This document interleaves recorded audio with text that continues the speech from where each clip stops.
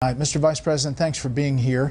I do want to talk about your reflections of your late friend, Justice Scalia. But first, if I may, sir, talk about the breaking news today. You have the leading candidate for the Republican nomination attacking President Bush and you and the decisions made by the Bush administration. You heard at the debate Saturday, Donald Trump accused President Bush and his team of purposely lying the country into war in Iraq, saying, "I will tell you they lied. They said there were weapons of mass destruction. There were none. They knew there were none." Your response? He sounds like a liberal Democrat to me, Brett. He's wrong, and he's I think, deliberately promoting those views in order to advance his political interest. On the question of WMD, charge that the administration lied, that was thoroughly investigated by the Rob Silberman Commission. They found absolutely no evidence whatsoever to support that.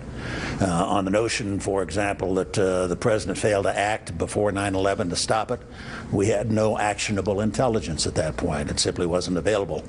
There was nothing we could have done, and we didn't have intelligence at that point to suggest other than there's a general kind of a threat.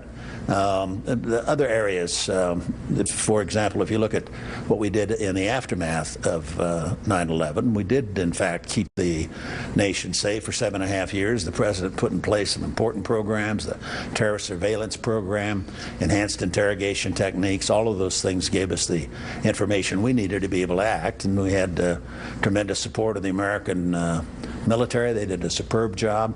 So for Mr. Trump to suggest that, in my mind, is way off base.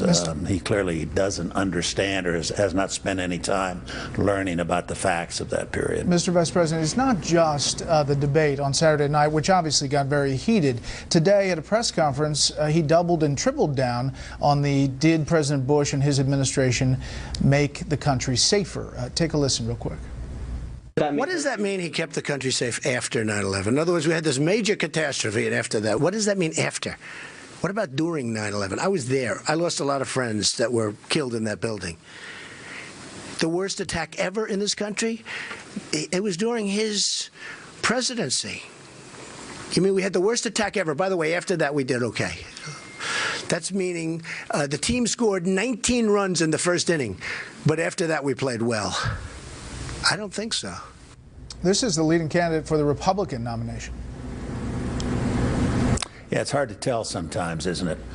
The fact is that if you're going to look to try to find some way where you could blame someone for what happened on 9/11, it would be an intelligence failure beforehand. The previous administration, I think, Bill Clinton's even suggested, or it's been suggested, that he had an opportunity to take bin Laden out before 9/11, and he failed to do it.